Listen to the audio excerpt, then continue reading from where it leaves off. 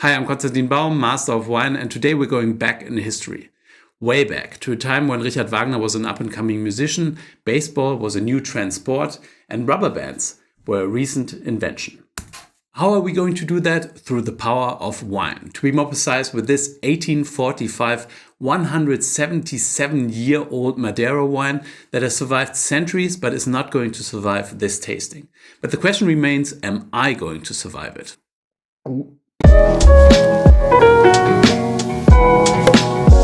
I bought this bottle a few months ago and it's special because it's going to be the oldest wine I've ever tasted.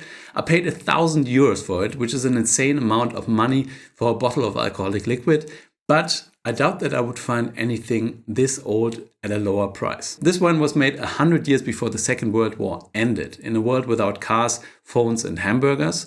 There are many wines that can age a bit, some that can age for a long time, but the wines that can age for centuries can be counted on one hand. Madeira is one of them. Madeira is an island off the North African coast. It belongs to Portugal, but it's actually closer to Morocco, and it is famous for fortified wines. The story goes as follows. Madeira became a hub for sea travel, and sailors filled up their ships with the local wine that was fortified in order to make it more stable. After a while, the sailors noticed that the wine actually became better after being exposed to the heat of the tropics, and wines that returned from those sea journeys were in higher demand than the wines that never left the island. Today, Madeira is either stored in warm rooms on the island, or it's heated through the estufagen process to create a similar effect. The wine is made by adding 95% strength grape spirit to the fermenting wine in order to arrest fermentation and to produce a wine with around 20% of alcohol. Because of the high acid and sugar levels from the grape, the high alcohol and the heat treatment, these wines basically become indestructible. Madeira's ability to withstand long journey times turned it into the beverage of choice of the high society in America. Congress celebrated the signing of the Declaration of Independence with Madeira, and Thomas Jefferson ordered an equivalent of 3,500 bottles during his first 3 years in the White House. Pretty impressive. However, Madeira struggled in the second half of the 19th century after the grape louse phylloxera arrived on the island. Many vineyards had to be replanted, and they were replanted with not the best grape varieties, but this wine was fortunately made before all that happened. Madeira's wines are categorized by sweetness level and are named after the traditional grape varieties grown on the island. In order of sweetness from dry to sweet, that's Cercial, Verdelho, Boal and Malmsey or Malvasia. This is a Boal or Boal in Portuguese. The grape variety is grown in the warmer areas on the island and it produces quite a lot of sugar, but it also retains its acidity quite well. Before I taste this wine though, I want to taste this very recent bottling of the same grape variety from the same producer, a bit as an amuse-bouche. Coassart Gordon & Co. was established in 1745 and it's the oldest company in the Madeira wine trade. In the 19th century, they were one of the biggest and most reputable wine producers in Madeira. This is easy to open. I like it. So this 5-year-old Boal was aged in American oak vessels in Cantero rooms, warm rooms, in order to really bring out these slightly baked flavors that you are looking for in Madeira. So it has this typical Madeira color, which is light mahogany with green reflexes. So there's a little bit of green in the wine for some reason. It smells also very typical of raisins, dried apricots, coffee, a little bit of honey. On the palate, it's rich and concentrated. There's quite a bit of sweetness there, but there's also great acidity. So it actually lifts off the sweetness and makes the wine feel less sweet, more light and really delicate. But overall, I don't think this is a great Madeira. I'll rate it 86 points.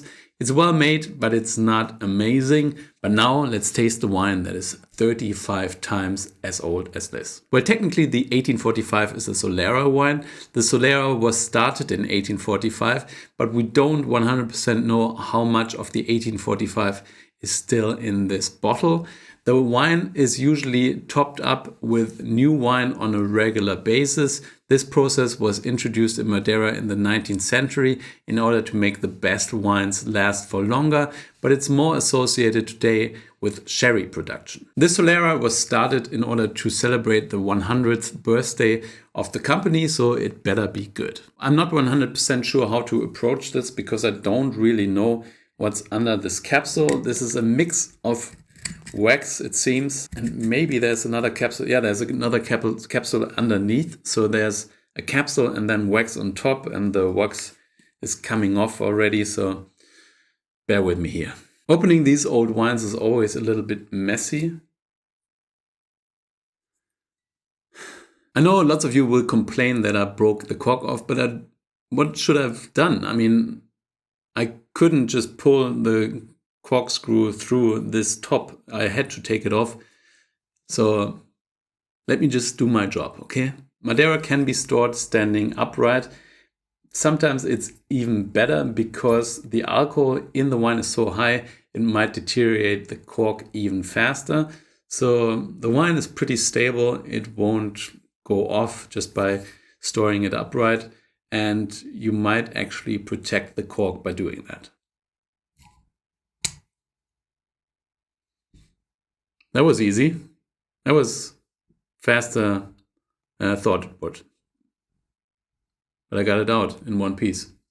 I asked my friend Dimitri, who's a real expert on fortified wines, and he recommended decanting this wine 3 days in advance. I don't have the time for that, but I'll certainly taste it in 3 days again to see how it developed.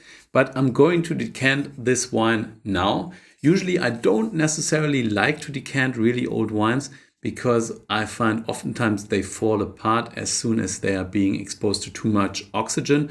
But in the case of Madeira, that's just a little bit different. Usually Madeira doesn't have a lot of deposit, but I'm still going to light my candle here, my phone, to see when the little bit of deposit that is in there is coming. And now I'm just going to decant it. Oh, it's actually cloudy.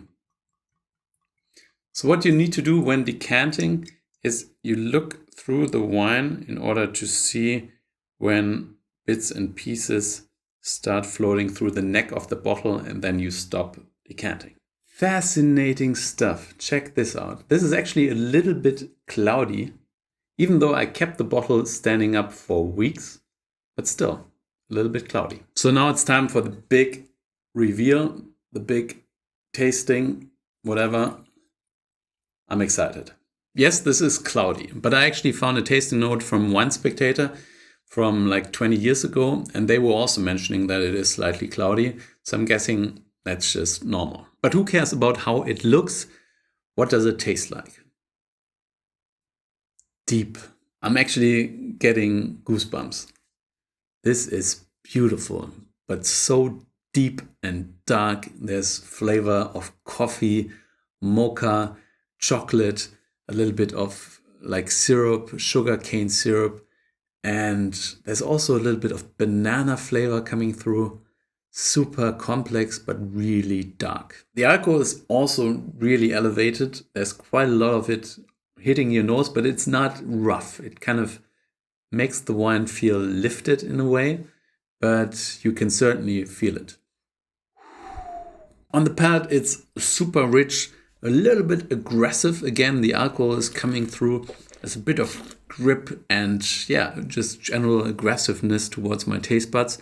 And there's a long finish. It tastes of dark chocolate or espresso beans, like really intense and concentrated, but also really beautiful. I find it really funny thinking about these people making this wine in 1845 to celebrate their 100-year anniversary, and then me opening that bottle in front of a camera in order to share it with my audience on the internet. So even as I sit here tasting this wine again and again, it really starts to develop a lot. So I think this will be even more beautiful in an hour, in a day, or maybe even in a week.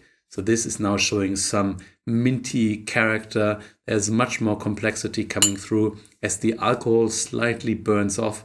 So it's super complex. Over the next weeks, I'm going to share this wine with lots of wine lovers, but I also want to share it with you. So I'm going to pour some of it into this bottle to fill it up nicely. And I'm going to ship it to one of my subscribers.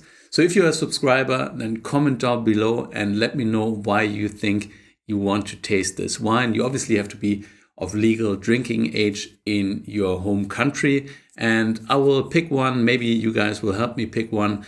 And I will send you this wine in this bottle. And then we share this experience together. Cool? I'm rating this wine 95 points. It's absolutely beautiful, outstanding wine. And I think it's getting better and better the more it gets exposed to oxygen. So there's more to come over the next few weeks.